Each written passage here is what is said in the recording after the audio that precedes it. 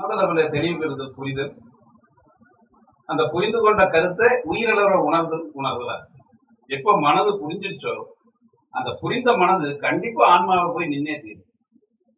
புரிந்து கொண்ட மனம் ஆன்மாவில் லயமாகி அனுபவிக்க ஆரம்பிக்கும். அப்ப புரிதல் முதல்ல, அதுக்கு வேத ஞானம் இருக்கு. அந்த வேத ஞானம் தான் கீதை உபதேசம். கிருஷ்ண பரமாத்மா வந்து அர்ஜுனனுக்கு உபதேசமா கொடுத்தாரு. இப்போ கிருஷ்ண பரமாத்மா என்ன கொடுத்திருக்காரோ அதை நம்ம என்ன திரும்ப படிக்கலாம், ஒவ்வொருத்தரும் படிக்கலாம். இதுவரைக்கும் மனிதர்கள் வாழ்ந்துட்டு இருக்கிற மனிதர்கள், இனிமேல் பிறக்கக்கூடிய குழந்தைகள், வாழப்போற மனிதர்கள் அனைவருமே அந்த உபதேசத்தை பெற்றுட்டாங்க அப்படின்னா இந்த மண்ணுலகில மிக சிறப்பா வாழ்ந்துடலாம். தான் பிரமசுரபம் தான்ங்கிறத மனதளவுல புரிஞ்சுட்டு உயிரளவுல உணர்ந்துட்டு பிரம்மமாவே வாழும். பிரம்மம் ஒக்கட்டே, அந்த பிரம்மம் தான் ஏகமா, நானும் பிரம்மம், எல்லாமே அநேகனா இருக்கிற ஒரு பிரம்மம், அது ஒன்றுதான், அதுதான் இதுன்னு தெரிஞ்சு, இதுதான் அதுன்னு தெரிஞ்சு பிரம்மத்தோட பிரம்மமா வாங்குற தன்மை. ஆனால் உலகத்தில் ஆண் பெண், நன்மை தீமை, விருப்பு வெறுப்பு, பந்தம் மோட்டம் என்று இருமைகள் நிறைய இருக்கின்றன. ஏன் இத்தனை இருமைகளை உருவாக்குவது மனிதனுடைய மனம்தான். இப்போ மிருகங்களுக்கோ 84 லட்சம் ஜீவ பேதம் இருக்கு. 84 லட்சம். நம்ம உடனே கணக்கு போடக்கூடாது. குமார் 1, விஜயகுமார் 2, விஜயராகவன் 3, விஜயராமன் 4, இப்படி எல்லாம் கணக்கல்ல. மனிதன் 800 கோடி பேரும் சேர்ந்து மனிதன் 1, நாய் 1, ராஜபாளைய நாய் 2, இப்படி எல்லாம் நாய் என்பது 1, நாய், பூனை, கரடி, இப்படி சொல்லும் போது 84 லட்சம் இருக்கு. அதுல மனிதன் 1.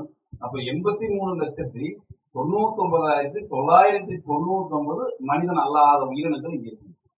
பாருங்க, அதை தெரிஞ்சுக்கிட்டாலே மயக்க முடியும். அருட்பிரகாச வல்லல் பெருமான் சொல்லியிருக்காங்க, திருவண்ட பகுதிங்கிற ஒரு அமைப்புல இந்த 84 லட்சம் ஜீவபேதத்தை விளக்கம் சொல்றாரு.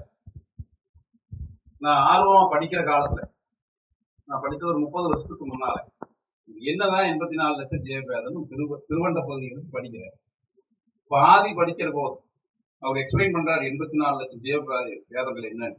இந்த மாதிரி வாழக்கூடிய உயிரினங்கள் இவ்வளவு இத்தனை கோடி, இப்படி வாழ்றது இத்தனை லட்சம் கோடி, இதெல்லாம் சொல்லிட்டே வர்றாரு. பாதி படிக்கிற போது எனக்கு உண்மையிலேயே மயக்கம் வந்து வந்துச்சு. ஒரு கிருகிருன்னு வந்து, இது அப்புறம் படிச்சுக்கலாம், படிச்சு தெரிஞ்சுக்காட்டி பரவாயில்லைங்கிற அளவுக்கு மூடி வச்சு படிச்சு.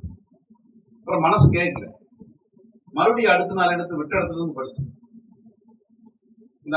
வெட்டத்தை தெரிஞ்சுக்க முடியும். இப்படி படிக்கும்போது மனிதங்கிறவன் வந்து ஒரு குறிப்பிட்ட உயிரினங்கள் 84 லட்சம் ஜீவபேதத்துல ஒரு குறிப்பிட்ட ஜீவபேதங்களா மனிதனுக்கு கீழ்நிலையில் இருக்குது, ஒரு குறிப்பிட்ட ஜீவபேதங்களா மனிதனுக்கு மேல்நிலையில் இருக்குது. இதெல்லாம் நம்ம பேசப்படாத ஒன்று. நம்ம 84 லட்சம் ஜீவபேதத்துல மனுஷன் தான் மேல இருக்கிறோம், மற்றவங்க எல்லாம் கீழ் இருக்கிறதாக தெரிஞ்சுட்டு இருக்கோம். அப்படி இல்லை. மனித நிலைக்கும் கீழே இருக்கிறவங்க ஏராளமா இருக்காங்க, மேல இருக்கிறவங்க ஏராளமா இருக்காங்க. அப்போ இந்த மனிதன் மட்டும்தான், மனிதனுக்கு கீழே இருக்கிற லட்சக்கணக்கான ஜீவவேதங்கள் இந்த ஆண் பெண், நன்மை தீமை, விருப்பு வெறுப்பு, பந்தம் மோட்டம் எல்லாம் நம்ம மனித குலத்திலிருந்து கீழே இருக்கிறவங்க யாருமே இதை ஏற்படுத்த. மனிதனிலிருந்து மேல போயிட்டவங்க இந்த இருமைகளை யாருமே ஏற்படுத்த. மனிதன் மட்டும்தான் இந்த இருமைகளை ஏற்படுத்தி எருமை மாதிரி வாழ்ந்து.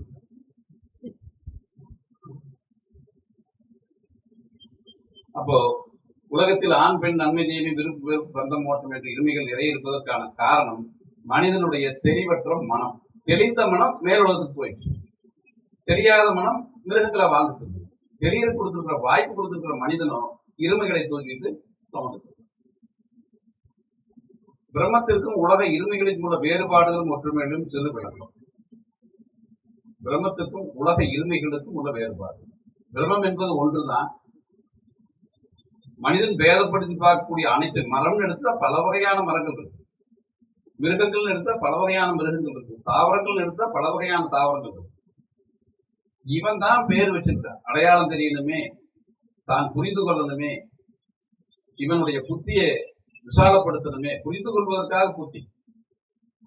அதாவது ஒரு அடையாளம் தெரியணுங்கிறதுக்காக குமார்னு பேர் வச்சிருக்காங்க.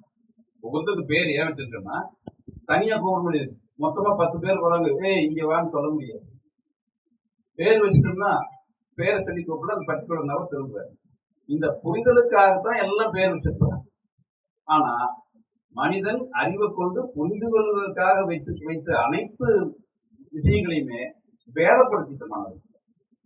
நல்லா பாருங்க, நல்லா சிந்திச்சா தான் புரியும். வேறுபடுத்துவதற்காக மனித குலத்துல அறிவோடு ஞானத்தோடு ஏற்படுத்தின விஷயங்கள் அனைத்துமே மனதை கெடுக்கிறதுக்கும் சரியான பாதையில அமையாம சத்திய பாதையில அமையாததற்காக பயன்படுத்திட்டோம்.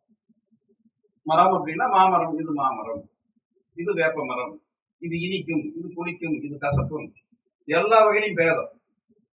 மா அப்படின்னா அது அப்படித்தான் இருக்கும், கனி இப்படி இருக்கும், காய் இப்படி இருக்கும், பூ இருக்கும், அது வேறுபடுத்தி பார்க்கணும். இது புத்தி அறிவுக்காக, அறிவு விசாலத்துக்காக ஏற்படுத்தப்பட்டதை மனசுல கொண்டு வந்து வேதத்துக்காக உற்பத்தி பண்ணிட்டோம். இப்படி எல்லா விஷயங்களையுமே இறைவன் படைத்த ஒவ்வொன்றையுமே அறிவுக்காக வித்தியாசப்படுத்தி பார்ப்பதற்கு ஏற்படுத்தப்பட்ட ஒரு அமைப்பு மனதுக்கு கொண்டு வந்து வேதப்படுத்தி பார்ப்போம்.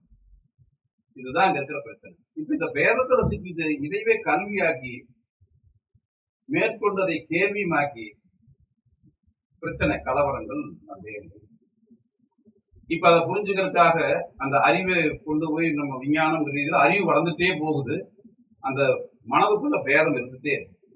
என்னதான் அறிவு வளர்ந்தாலும் அந்த பேதம் விடாதனால அறிவு வளர்ந்த பூரா விஞ்ஞானியா அறிவாளியா மாறிட்டான். வேதத்தை இழந்து ஞானியா மாற வாய்ப்பு. பெரிய சிக்கல். சொன்னாலும் கேட்க முடியல. சுயநலங்கள் வேற. அறிவே இருந்து வேதத்தையே நீக்கிட்டா கூட சுயநலம். இப்படி பல்வேறு கோணத்தில் மாற்றிட்டான். ஆக உலக இருமைகள் எல்லாமே நான் என்கின்ற அகங்காரத்தால அறிவால வந்த தவறான அறிவால வந்த ஒரு விளக்கம். பிரம்மம் என்பது ஒன்றுதான். அந்த ஒன்றை தவிர வேற ஒன்றுமே இங்க இல்லைங்கிறத உணர்ந்து கொள்ளணும்.